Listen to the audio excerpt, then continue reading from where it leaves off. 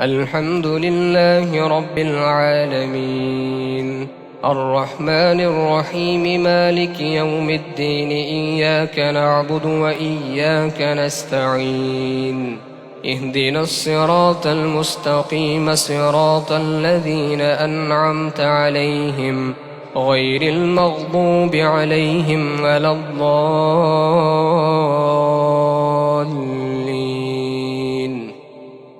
يا أيها الذين آمنوا لا تتخذوا الكافرين أولياء من دون المؤمنين أتريدون أن تجعلوا لله عليكم سلطانا مبينا إن المنافقين في الدرك الأسفل من النار ولن تجد لهم نصيرا إلا الذين تابوا وأصلحوا واعتصموا بالله